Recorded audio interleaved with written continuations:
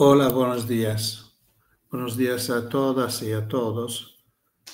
Voy a comentar en esta intervención el tema de vuestro congreso, educación inicial y preescolar. Para considerar antes que todo que cuando hablamos de educación inicial y preescolar estamos hablando de un niño pequeño que está empezando inicial y está esperando de entrar en la escuela preescolar. Por lo cual por lo menos en las palabras que utilizamos, es una etapa que prepara a otra etapa. Y normalmente se considera que es una etapa de un niño que está esperando de llegar a lo importante de su vida. Es un tiempo de espera, de preparación, de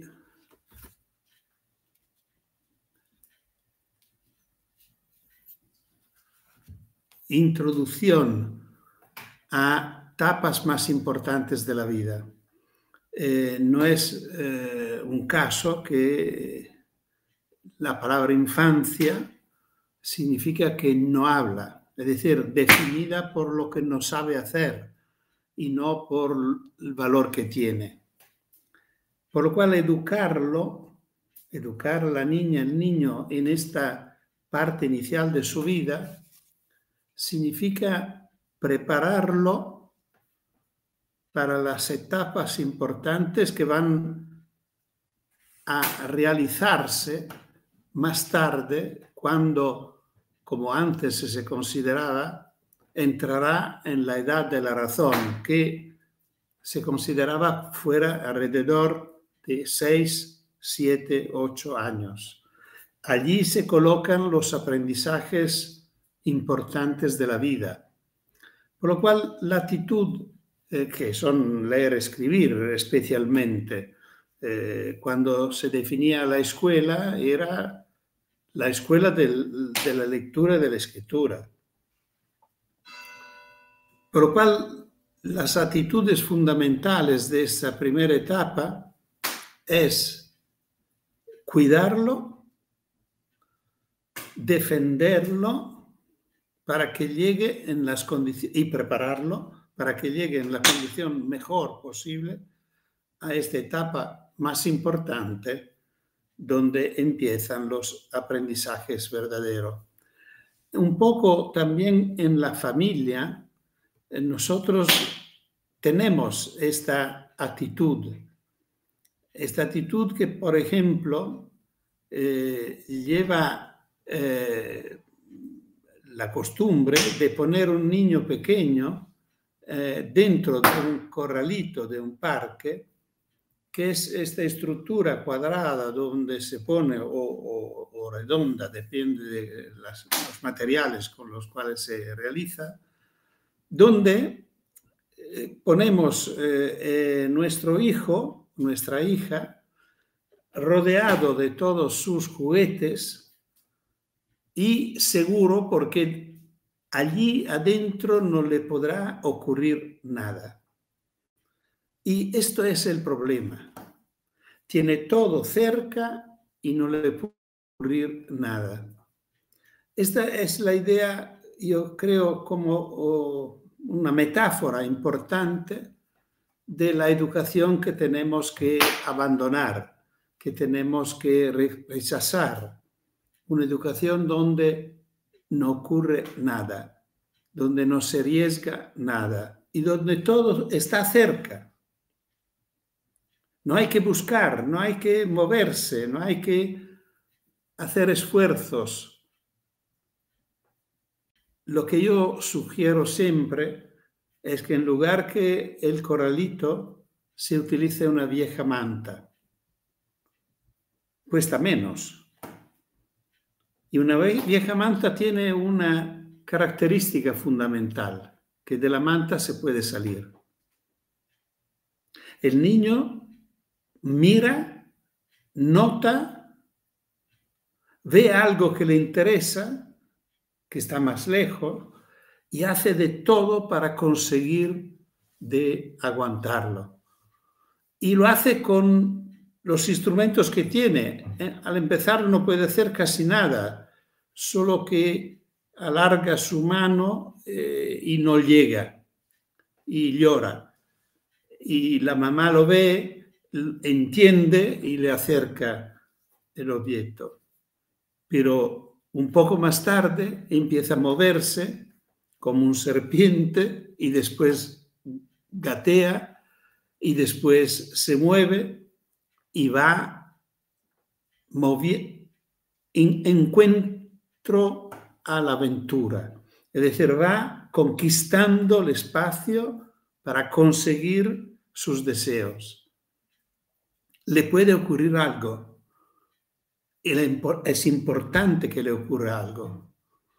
Puede golpearse, puede esconderse, puede desesperarse porque no ve más su madre o su papá, pero son aventuras, son momentos importantes en la vida.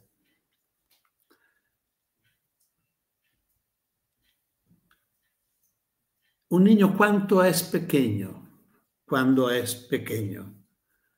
no tanto como parece. Está haciendo cosas importantes, está trabajando mucho.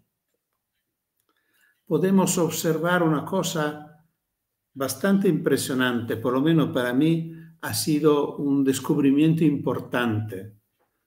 Un niño recién nacido llora y llora para pedir a su mamá comida. Llora por cualquier cosa. Sabe, está escrito en su código genético, que cuando necesita algo, tiene que llamar. Tiene que llamar llorando. Llorar es su lenguaje. Un lenguaje articulado. Una mamá, más que un papá, después de pocos días, sabe distinguir si llora porque tiene hambre o porque está sucio o porque está enfermo. Y cuando llora, lo mejor que puede ocurrirle es que se acerque a su confín, en este caso a su boca, el pecho de su mamá. Y es importante no adelantar la petición del niño. No darle la comida antes que llore, porque es importante que el niño se dé cuenta que el pecho de su mamá o el biberón es una respuesta a una petición.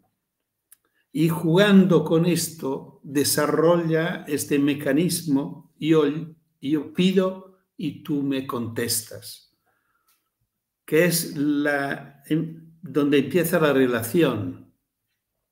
Bueno, pasan pocas semanas, la mamá ya sabe muy bien cuándo la va a llamar, se ha hecho una idea muy clara de cuál es el ritmo, cuáles son los tiempos de su hijo o de su hija. Y la mamá está haciendo sus cosas y le pasa de cabeza, no se acuerda que el niño está para llamarla. Y cuando se da cuenta, ha pasado. Y dice, imagina que el niño pobrecito se ha dormido y no se da cuenta que tiene hambre, porque esto siempre pensamos que siendo tan pequeño es un poco tontito, no sabe manejar bien sus necesidades. Por lo cual la mamá se asoma, abre la puerta donde está el niño, se asoma y el niño no está durmiendo, como ella pensaba. La está mirando y la está esperando. Bueno, en este día ha ocurrido un milagro importantísimo, porque en este día, este niño de pocas semanas de vida ha entrado en el tiempo, porque sabe esperar. Para él, esperar significa arriesgar la vida. Porque si la mamá no llega, él no puede comer. Pero no llama ahorrando un esfuerzo porque confía en su mamá. Tan pequeño ya sabe hacer esta operación fundamental de la vida, confiar en el otro, esperar. A lo largo de la vida tendrá que trabajar mucho con el tema del tiempo. Ahora mismo voy a contar otra anécdota que tiene que ver con el tiempo. Estudiará historia, hará seguros. El tiempo será uno de los temas de su vida. Y todo esto puede ocurrir porque en este día supe esperar a su mamá. Pasan pocos años y mi hijo, a los 3 años, un día me dice: papá, he descubrido un error raro que me sorprende, un poco me preocupa porque ya me daba cuenta que hablaba bien. A los 3 años los niños hablan bien y no hacía estos errores. Pero la curiosidad o una deformación profesional me lleva a reflexionar sobre de dónde sale un error tan raro. Y al final he tenido que reconocer con sorpresa, con maravilla y con preocupación que este error lo había construido solo. Mi hijo, que no era un hijo especial, no era un hijo súper inteligente, era un niño como todos los niños, sabía conjugar los verbos. A los 3 años, mi hijo y todos los niños saben conjugar los verbos, porque todos hacen este tipo de error. Porque sabe que los verbos italianos, así como españoles, son de 3 conjugaciones que terminan en are, ere, ire, y descubrir que es de tercera en el participio pasado correctamente hace descubrido. Y él dice descubrito. Lo que no sabe es que es un verbo irregular, menos mal, para mí, porque para mí este error fue fundamental para saber quién es un niño.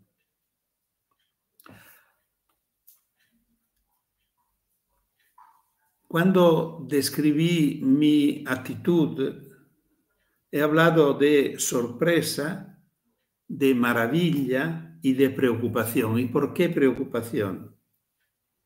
Porque ya sabía que a los 6 años, que significa doblando su edad, pasando de 3 a 6,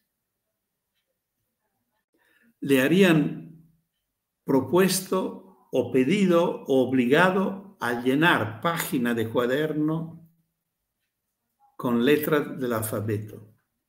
Un niño, como todos los niños, que sabe conjugar los verbos a los 3 años, lo tratan como analfabeto, como ignorante a los 6 años. Esto es lo terrible que puede ocurrir. Y aquí se abre un tema fuerte de lo que los niños saben hacer y cómo nosotros en educarlos le proponemos cosas que van en contra a estas competencias. Hablo de 3 competencias. Un niño a 3 años y más a 6 años sabe hablar. Todos los niños saben hablar bien. Es una de las pocas competencias que desarrollaron ya desde un año. Y como entra a la escuela, le piden que se calle y que escuche una persona que es autorizado a hablar. Lo único. Esto es impresionante. No hacen hacer a los niños lo que más saben hacer. Sobre el hablar son competentes, ya hablan correctamente. Si a los 3 años conjugan los verbos, pensáis lo que saben hacer a los 6 años. Prácticamente tienen un vocabulario bastante desarrollado y se expresan correctamente y tranquilamente. Y tienen que callar. Saben hacer otra cosa muy bien. Saben dibujar. Dibujan con lo que encuentran. Con una tiza, con un carbón, en la misma agua. Nosotros se dibujaba con las hojas, por ejemplo, que hacían una traza verde. Bueno, no hay límite a la creatividad de los niños. Como entra en la escuela, le piden de copiar dibujos. Copiar dibujos que propone el maestro, que están sobre el libro de texto, que el maestro dibuja a la pizarra y que los niños tienen que reproducir. Y sabe hacer una tercera cosa, sabe jugar.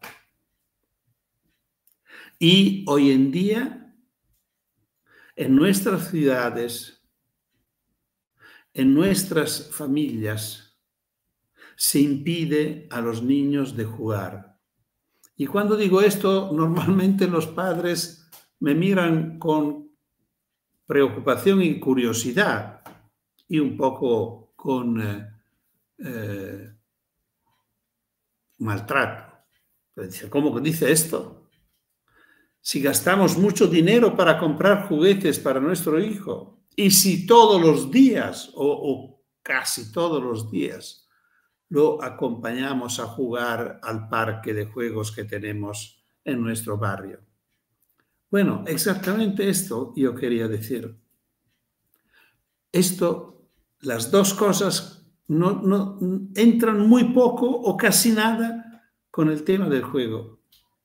Jugar es otra cosa. Las 3 competencias que yo cité, hablar, dibujar y jugar, se refieren a 3 derechos reconocidos en la Convención de los Derechos del Niño. Y cuidado, cuando hablamos de Convención de los Derechos del Niño, estamos hablando de un tratado internacional que nuestros países ratificaron. Jurídicamente significa que nuestros países asumieron esta ley que tiene un valor jurídico muy alto, más alto de las leyes ordinarias, más altos de las reformas, más altos de los programas, más altos de cualquier vínculo de ley. Lo único que tiene es por encima la Constitución, claro.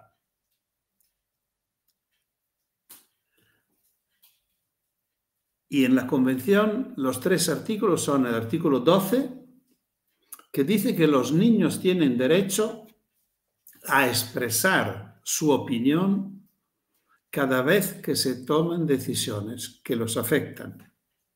Y sigue diciendo, hay que tener en cuenta de las opiniones de los niños. Aquí, bueno, tenemos material y para hablar horas. El tema es que no se hace nunca. Pedir a los niños que se callen es ilegal.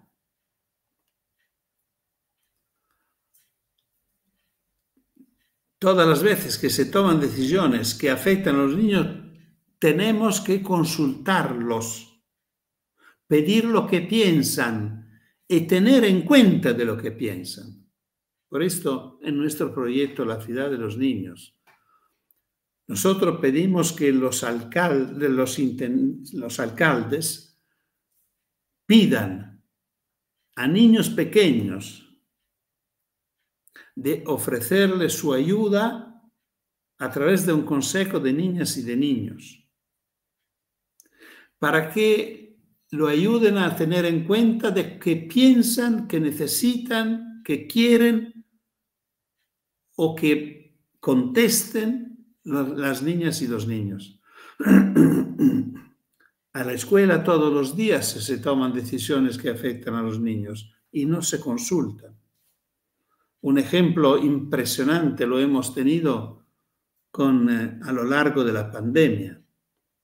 En todos nuestros países se tomaban decisiones prácticamente todos los días sobre todos nosotros, incluidos los niños o especialmente para los niños. Y no se han consultado.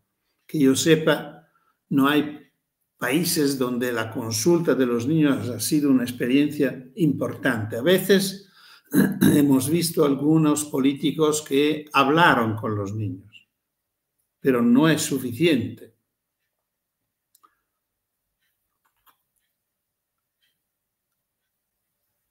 El dibujo es un lenguaje. El artículo 13 de la Convención dice que los niños tienen derecho a la libertad de expresión, que significa que pueden elegir cómo expresarse, de forma escrita, oral o artística, o de toda manera como quieren ellos. Esto dice el artículo 13. Repito, de una ley de vuestro Estado, como del mío, como de todos, porque la Convención de los Derechos del Niño la ratificaron prácticamente todos los estados, todos los países del mundo. Y no sé si la escuela lo sabe. A la escuela normalmente los niños tienen que expresarse en la manera que los docentes indican. Callarse, por ejemplo, lo decía antes, dibujar en la manera que el docente dice. No pueden cantar, no pueden moverse, no pueden... De hecho, la libertad de expresión no existe. Y llegamos al tercero, el artículo 31. El artículo 31 dice: los niños tienen derecho al descanso, al tiempo libre y al juego. Son tres cosas. Por ejemplo, si y cuando en la escuela se usa el descanso como forma disciplinaria, por ejemplo, se anula si el comportamiento de la clase no ha sido correcta, se hace un abuso grave. Los niños tienen derecho al descanso. Pero lo que me parece más interesante, más importante, es el tiempo libre y el juego. El juego necesita tiempo libre. Y el tiempo libre es el tiempo del juego. Aquí tenemos que ponernos de acuerdo qué significa tiempo libre. Tiempo libre no es un tiempo en el cual el niño no tiene que trabajar, porque los niños no trabajan.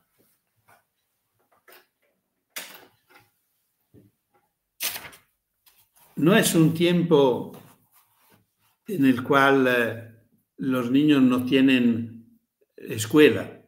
Es decir, todo el tiempo fuera de escuela es tiempo libre. No es verdad. El tiempo libre es un tiempo del cual los niños son dueños, en el cual pueden hacer lo que quieren, dentro de normas que la familia pone. Pero libre debería significar sin obligaciones,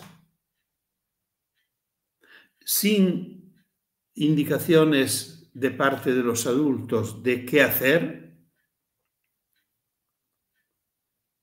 sin control directo. Por lo cual, si el niño está acompañado, vigilado, no es tiempo libre y no es un tiempo adecuado por el juego. Por lo cual, el tema de comprar muchos juguetes no resuelve el tema del juego. Al contrario, el juego necesita pocos juguetes. Mejor si son juguetes hechos por los niños o inventados por los niños o adaptados por los niños. Los niños necesitan muy poco. Gastar mucho dinero significa hacer otra cosa. Compensar a los niños para algo que le estamos sacando y robando. El tiempo libre simplemente es un tiempo en el cual el niño puede salir de casa porque sus padres lo confían en él y le dicen: sabemos que tú te vas a portar bien, puedes salir de casa, confiamos en ti. Cuando vuelves nos cuenta lo que ha pasado, sabiendo que si cuando vuelve será bastante sucio y sudado, probablemente no podrá contar todo lo que ha pasado. Significa que ha jugado bien. Así como nosotros no hemos podido contar siempre a nuestros padres lo que pasaba en nuestro tiempo libre. Era el tiempo más precioso que hemos tenido en nuestra vida, probablemente.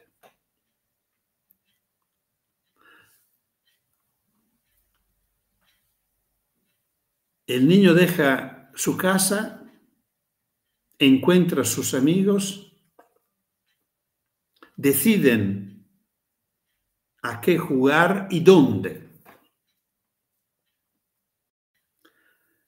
Si los niños tienen esta posibilidad, que es simplemente reconocer su derecho al juego, no necesitarían parques de juegos, no necesitarían lugares con juegos decididos por adultos, adultos que se olvidaron de su infancia y piensan que por un niño lo mejor que puede encontrar es una hamaca o un tobogán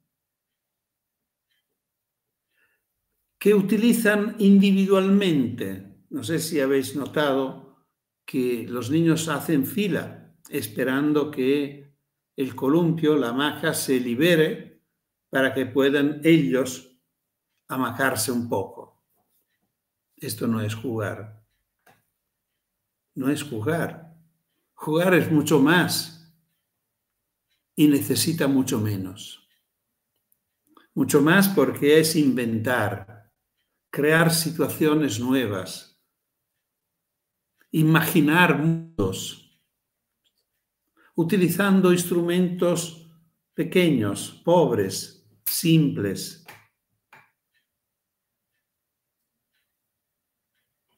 Y es una competencia que todos los niños tienen, también los niños de hoy. Y es evidente que pasando del mundo de la educación familiar al mundo de la escuela, también en la escuela podemos vivir una escuela corralito o una escuela manta. ¿Y qué significa una escuela corralito o una escuela manta? Una escuela corralito es una escuela donde no ocurre nada, donde la preocupación es devolver los niños y las niñas a sus padres cuando vuelven a recogerlo por la tarde, igual que lo consignaron por la mañana, limpios, tranquilos, posiblemente,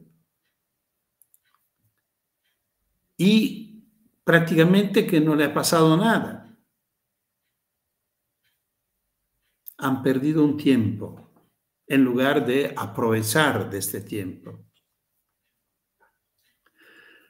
Muchas veces, al final de la educación infantil, en Italia es muy frecuente que el último año, los niños de 5 años, prácticamente dedican una parte importante de su tiempo de escuela para prepararse al primero de primaria, que significa o aprender ya algo de escritura y de lectura o prepararse para esto, haciendo ejercicios de habilidad manual, preescritura, prelectura, todo esto, que significa perder un año de educación infantil. Es interesante notar como en un país que en nuestros rankings internacionales, en estas pruebas internacionales, desde hace muchos años resulta al tope de la clasifica, estoy hablando de la Finlandia, es interesante notar que en este país la primaria empieza a los 7 años. Me parece muy interesante, muy bello, es decir que en Finlandia regalan un año más de escuela infantil a los niños y las niñas. Mientras que en nuestros países intentamos acortar de un año los 6 años previstos, dedicando el último a preparar la primaria. Y esta actitud de que cada escuela prepara la que sigue es una equivocación educativa y pedagógica fatal, porque debería ser el contrario. Las cosas más importantes han ocurrido antes. Lo decía con el niño que espera, lo decía con Descubrido, pero los ejemplos pueden ser muchos más. Es suficiente que observamos nuestros hijos y nuestras hijas para notar cosas estupendas, impresionantes, cuántas cosas descubren en los primeros años, y cada uno de estos descubrimientos abren puertas nuevas que van a valer a lo largo de toda la vida. Esto significa que las cosas más importantes ocurren antes y la preocupación de los niveles próximos, siguientes, no debería ser de innovar, de llevar, sino de no perder lo que se ha conquistado antes. Por lo cual no tendremos que preparar los niños a la primaria, sino que la primaria no gaste, no pierda todo lo bien que ha ocurrido en la infantil. Un ejemplo muy fácil, muy simple, es por ejemplo el dibujo. En la infantil el dibujo existe de verdad. Los niños dibujan, pintan, bueno, por lo menos en las escuelas mejores. Yo he tenido la suerte de ser muy amigo con Loris Malaguzzi. He seguido toda la experiencia exaltante de las escuelas de Reggio Emilia. Allí los niños pintaban paredes o dibujaban cuadritos pequeñitos con tinta china o con pinceles, con un abanico muy amplio de posibilidades.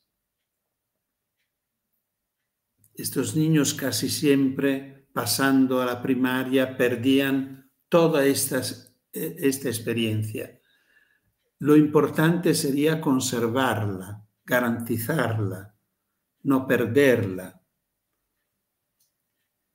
Por lo cual tenemos que pensar la educación al revés. No perder lo que se ha conquistado antes, llevarlo más allá, permitir que se desarrolle.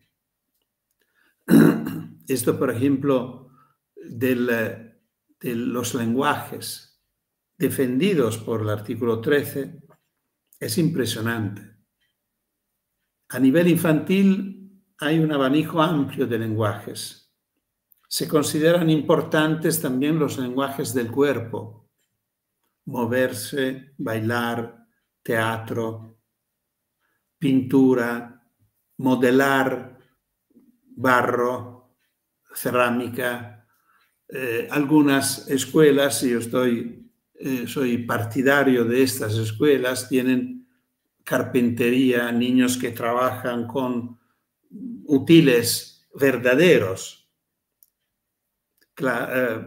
pegan clavos y no ocurre nada, utilizan tijeras verdaderas, trabajan.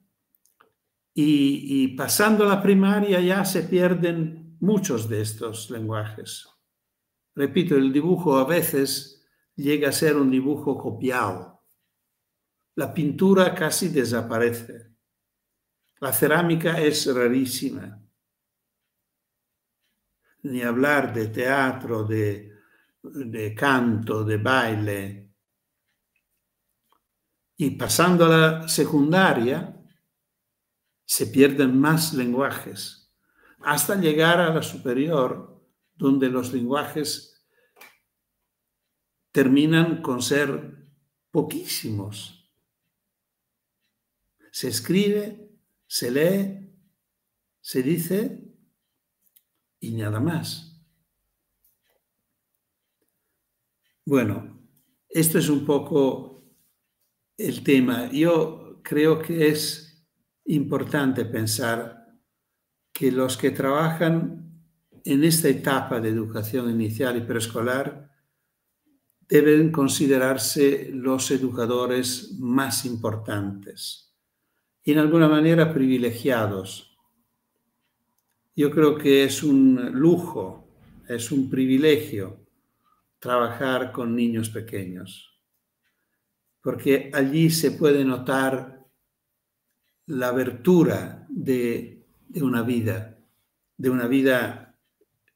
intelectual, de una vida social, de una vida artística, y darse cuenta que tenemos poder para que esto ocurra y podemos lamentablemente hacer de manera que no ocurra.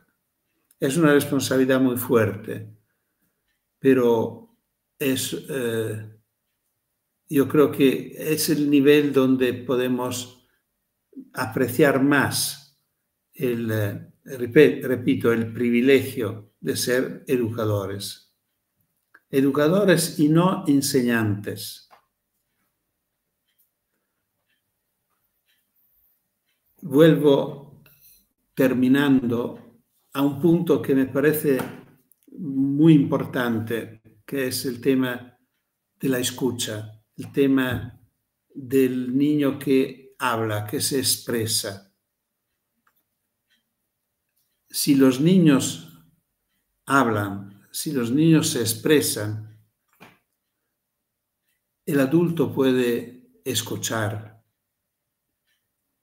puede callarse, puede no ser el único protagonista del hecho educativo. Y esto es fundamental.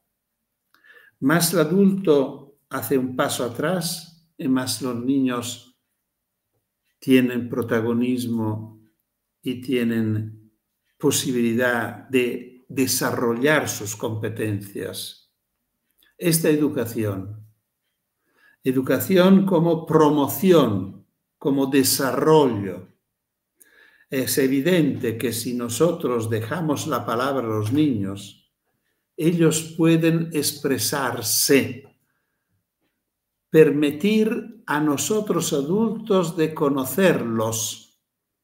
Y esta es la condición básica y necesaria para ayudarlos a realizar sus actitudes y sus capacidades, como dice el artículo 29 de la Convención de los Derechos de los Niños.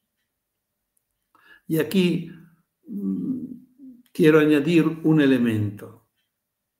Todo esto será más fácil si los niños tienen edades distintas. Uno puede decir, ¿esto cómo entra? Entra. Si los niños son de edades distintas, por ejemplo, en la escuela inicial yo defendí siempre que los grupos de niños, en italiano se llaman sezioni, las clases, sean de 3, 4 y 5 años, juntos. Así como me gustaría que en la escuela primaria sean de 6 a 11 años, juntos. Porque en un grupo donde hay diversidades, todas las diversidades posibles, tanto de competencias como de nivel, como de género, sin duda, el papel del maestro cambia totalmente. El maestro no es más el único referente, porque son referentes cada uno con el otro, el más pequeño con el más grande. Y no solo porque el pequeño puede aprender del grande, sino también el contrario. Porque el grande, existiendo los niños pequeños, tiene que hacerse cargo. Y esto es un aprendizaje muy importante por la vida. Una clase con edades mezcladas, repito, es una clase más madura, más rica, donde las experiencias son más fuertes. Aparentemente aprenden menos, pero no es verdad. Todas las experiencias que yo pude seguir directamente comprueban que es exactamente el contrario. Los niños son más tranquilos y felices, los maestros trabajan menos y trabajan de una forma mejor. Y con esto auspicio a todos que puedan vivir su experiencia de educadores, repito, como un gran privilegio. Muchas gracias.